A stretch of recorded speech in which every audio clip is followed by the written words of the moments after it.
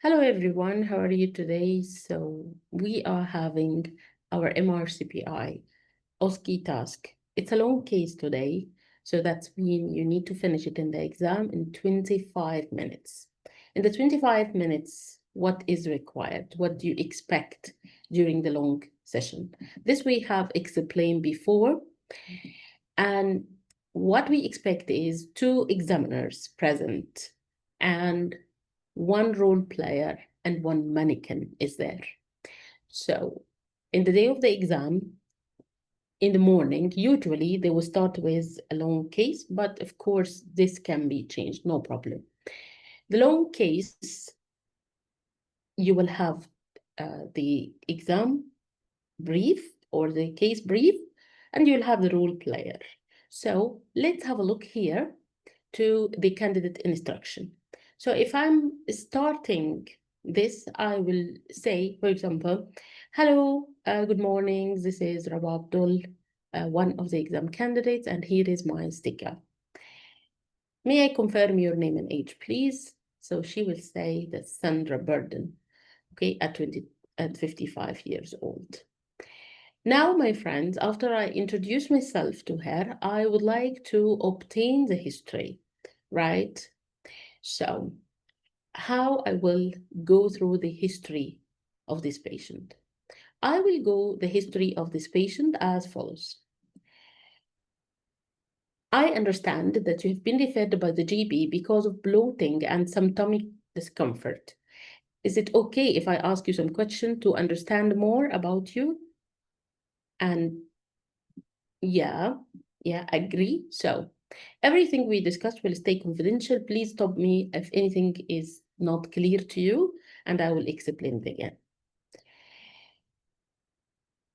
Now I will proceed with the history taking. For the history taking, after I consented the patient, I will need to ask about the present complaint. And the present complaint is the most important part in history taking. So I would like to know here, okay, about the patient. What's your main complaint? I would like to hear it in your own words. When did the bloating and the indigestion start? Is it getting worse over time? Do you feel full quickly when you're eating? Have you noticed any change in the bowel habits like constipation or diarrhea? Any nausea, vomiting, or unexplained weight loss? So here I'm asking about what? I'm asking about the present complaint and also what related symptoms. If this case, for example, is a case of a cancer, okay, it will be there like the weight loss or like a change in the bowel habits. Again, we said this is the most important part I need to cover in this task. Next task will be the gynecological. Next part in the task will be the related history or past history. It's a gynae case. So when I go back, I will ask gynae history.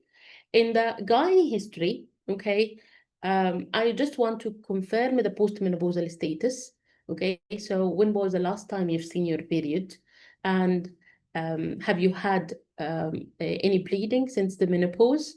Any vaginal discharge or pain in the lower tummy? Have you ever used a hormone replacement therapy? Any past history of ovarian cyst, fibroid, or endometriosis, for example? Back to the obstetric history. So I will ask about, have you been ever pregnant before? And if she said, yes, I have 3 children. Okay, so I would like to know, were they all vaginal or cesareans? Past medical now. So from past medical, I will ask if you have any medical conditions. Are you on any regular medications? And I would like to ask also about if there is any surgery before, especially in the lower tummy or from down below. Now, next part in my structured history taking will be the family history. Family history, I would like to ask specifically about family history of cancer. So I will ask, has anyone in your family had a cancer? For example, breast, ovarian, or bowel cancer. Then other symptoms or other points that I can ask especially if the high risk of cancer, like if she had problems in the water work or new symptoms or noticed the loss of appetite, okay? Otherwise, if the patient already told me this, I wouldn't ask. Now, let's see what's important I need to ask about.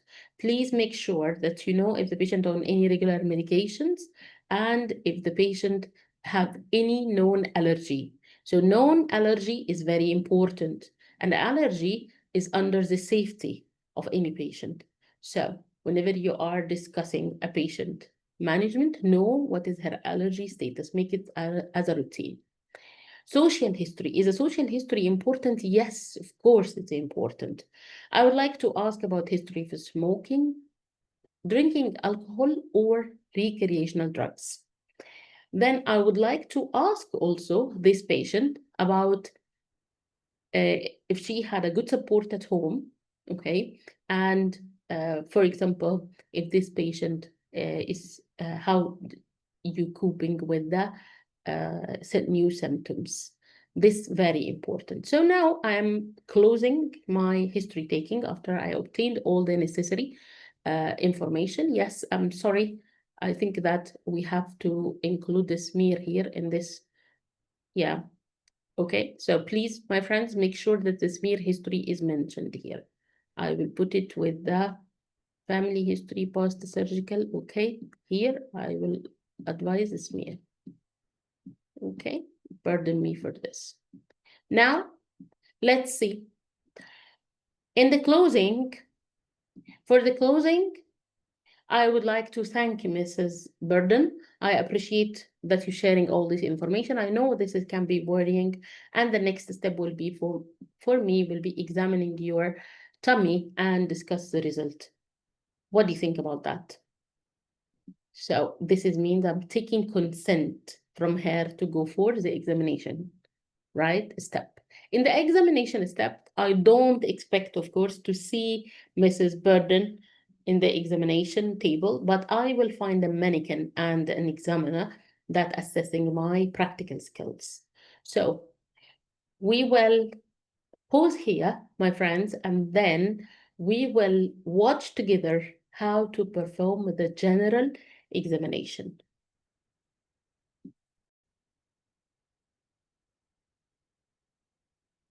General gynecological examination, my friends, doesn't mean that I will just perform the examination and the examiner is going to watch my performance and then give me a mark or not. No, it doesn't go this way. You will have to explain as if you are in a real scenario, but instead of just doing in the real life, no, you are going to verbalize. You are going to tell, show and tell the examiner, what are you doing? So this is a summary of the stepwise examination. And here I would like to use one of the very famous websites, okay, because they have actually a lovely demonstration of the steps of the examination. If you are in the cubicle or you are in the exam and you found any probes in front of you, like for example, presence of gloves, you have to use it, wear the gloves. If there is sanitizer, you have to use it as well for the hand cleaning. If there is a paper towel, okay, then you have to pretend that you are covering the patient. Okay, if there are lubricant, same thing. If there is speculum, means that you are required to perform a speculum examination. So whatever probes or equipment available, you have to use it, okay? And you have to do it appropriately by the book, and don't forget show and tell, okay? So I will say, for example, that I need to explain to the patient the nature of the examination and take her consent. Ask my patient to empty the bladder to make sure that she's comfortable during the examination. I will wash my hands and done the PPE if appropriate. I introduce myself, okay, and confirming the patient name and date of birth. Explaining the examination will involve the patient-friendly language. So for example, I'm going to say, today I need to carry out a vaginal examination, or today I need to carry out a general examination, or to have a feel of your tummy. Whatever you're going to do, you need to explain. This will involve me using one hand to feel your tummy and the other hand to place two fingers into the vagina. Again, this is if the vaginal examination is required. Make sure that there is chaperone, okay, to attend. One of the female ward staff members will be present throughout the examination, acting as a chaperone. Would that be okay?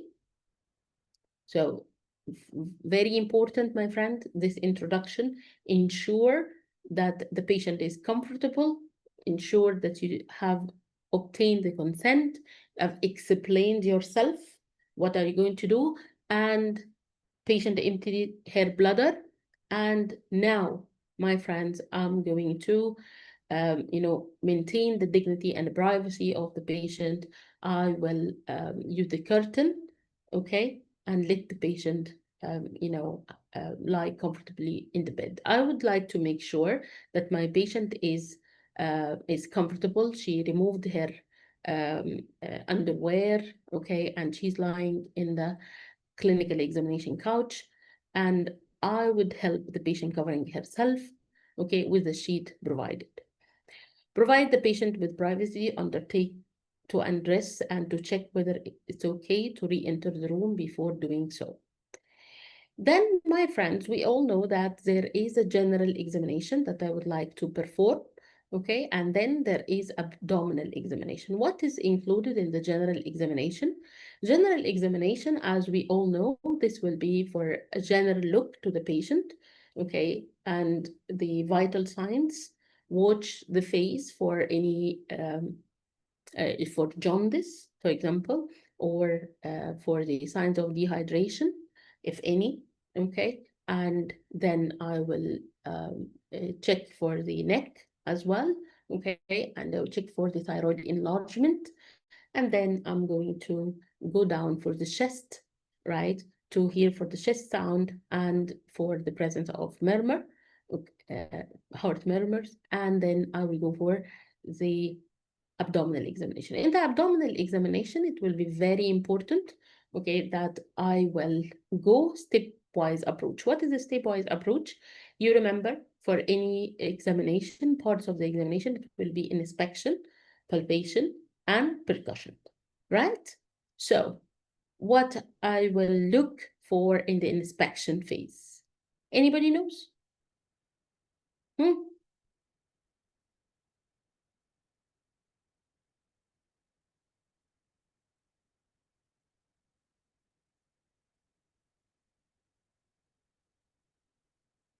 Yes, it should be in details, looking to the, yes, at the beginning, you will look to the general, yes, look to the patient, right? For her BMI, for example, okay. Any, yes, any gross veins, yeah, it's correct.